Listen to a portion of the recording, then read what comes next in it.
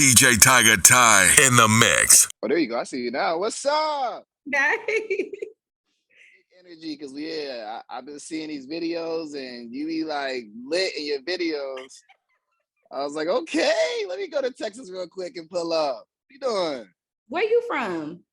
I'm from New York. I'm from Oh. Rochester, New York. Yeah, East Coast. You gotta come to Texas. I used to live in Texas. I used to live there like 2017 in Houston. I used to be out there a lot. Oh, Yeah. you know how it is then. Yeah, different type of energy.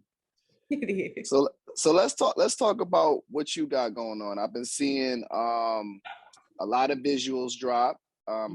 Congratulations on your EP, doing excellent right now, right? And I also seen that you were on Rolling Loud. Mm-hmm.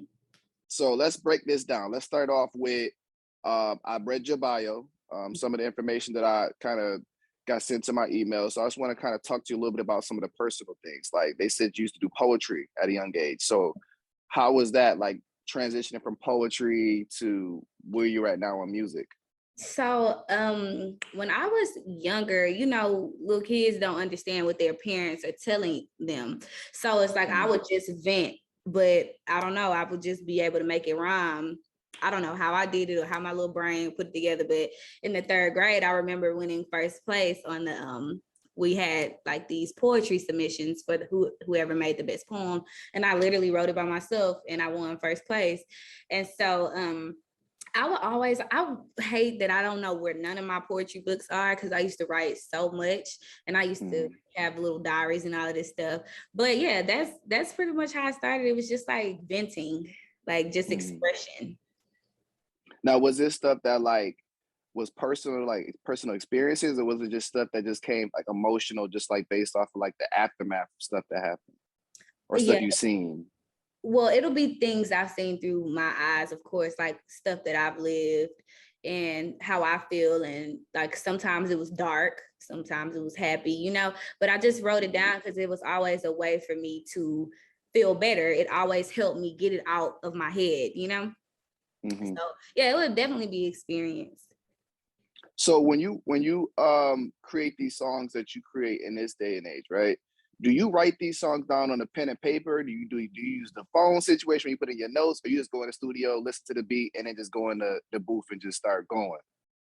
I tried to go in the booth and start going so many times, but I think I'm so drawn to, like, it's my phone. I write too slow. First of all, I'm a lefty, don't know how to write. I write so bad. Yeah, I write really bad. I can't even, sometimes it's so chicken scratch that I can't barely read it back to what I was saying. So I always use my phone because it's quicker. Like I'm quicker typing with my fingers, and then it's like, it's not a scratch out, it's a push down. So I'll have these full songs, but if you go down and you swipe down to the end of my songs, it's always so many more bars down there because I just push them down, So I'm definitely a notebook in my phone type of girl, just because I can't write. I tried though. I've tried every way to write because I suffer with writer's block.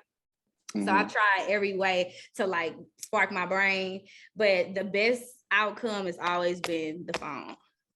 Got you.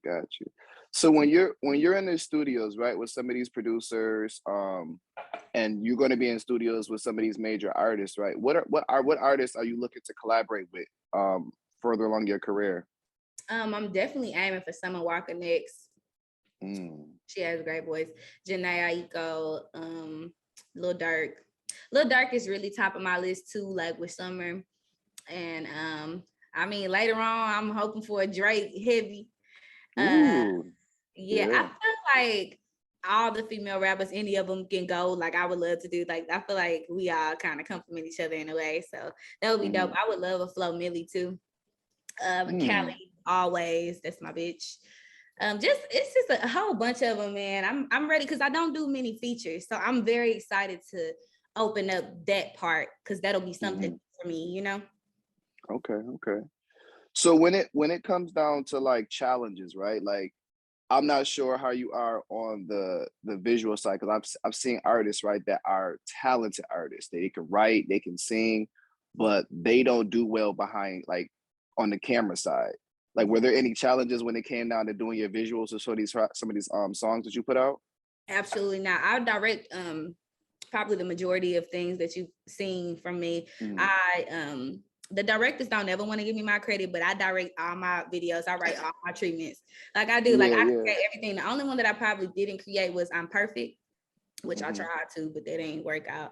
But I am very shy with being photographed. Like that's something I don't like. That's why if you go to my page, you see pictures, but it's like they're so spread out. It's like I'm not the person that's like the TikTok girl, wake up on it. Like I'm really camera shy when it comes to that. But visuals, it's like I have this whole look on how I want to be. So I feel like I like myself better on video too. I feel like I be the cutest on the video because I know like how you can cut it and make it and all that stuff. So I don't feel like that's a struggle for me. I really actually enjoy creating my visuals.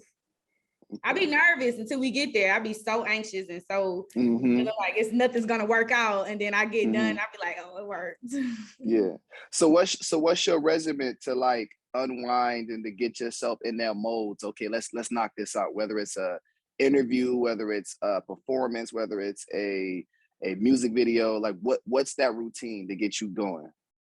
I would say it's my team giving me confidence and letting me know. They reassure me a lot that it's gonna work out. Like, you know who you are. Do you know what you do? Do you know, like, this is you? Like, you're a star. And they are probably the puzzle piece to all my anxiety, because if it was up to me, I wouldn't plan shit out because I am not a good planner. I'm avoiding. Like I avoid everything until the last minute. So I really would say that I don't do nothing but I'm a last minute ass person.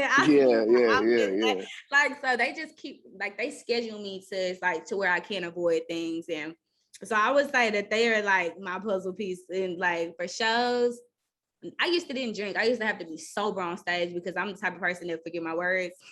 So now that I'm a little grown, I'll be taking a couple shots now because I'm a grown up.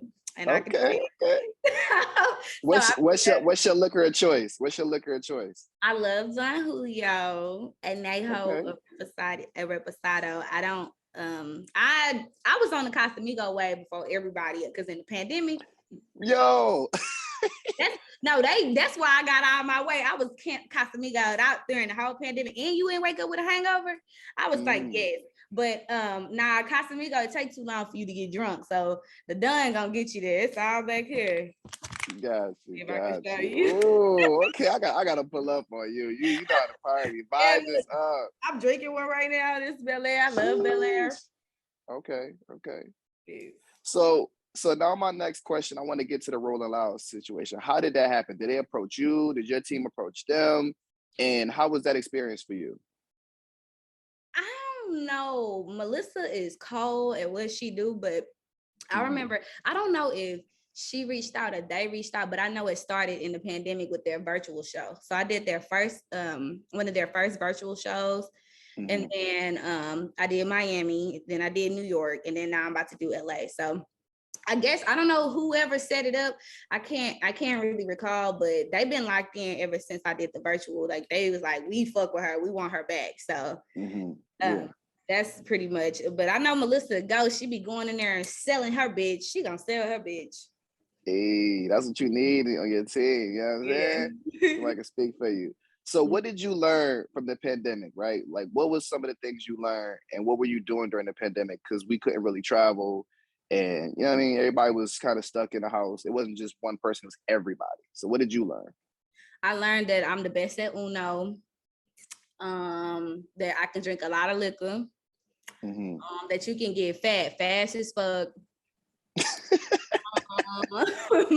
I learned that, I don't know, I learned that people love music too, because I put out a project during the pandemic, and I literally charted number 9 on the Apple charts. So I realized that, it was a lot of bad. I felt like people lost a lot and all of that stuff. But I could say what I lost maybe was like as many shows as I had, of course. But I also gained a lot because people were able to pay attention, and I got to actually sit down and go to the studio versus be on the go, So I learned to like, I don't know, shit that you need to save like a motherfucker because you never know what's happening. Yeah. So at a Ken the Man show, right? What is a fan going to experience? Like, what does it smell like in there? What does it taste like? What's the whole vibe at a show with you? Because you said you photogenic, right? So these fans are gonna come and be like, hey, I want to take a picture with you. Like, what's the whole experience with you?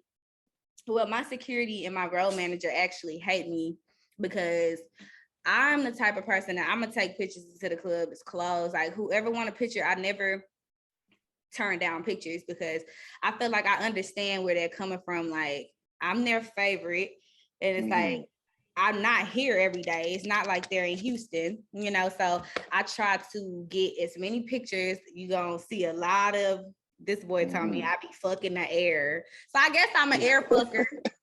Okay. So a lot of that. I be dancing around. I be lit. I'm kind of a comedian, so I'll be giving them a little stand up in between, you know. So I don't know. I just try to have fun on stage, and I'm kind of really socially awkward. So I turn my awkwardness to jokes, and they be laughing at them. So I was like, I guess I'm funny. So it's a vibe, and I love them. Like, I love doing shows. Okay. So what are your top 3 songs that you like to perform? What's your top 3? I Don't Give a Fuck. That's one. It's so crazy because my favorite songs to perform are old songs. I Don't Give a Fuck. He Be Like. Okay. And I would say that I like to perform Laffy Taffy. It's a freestyle. It's crazy.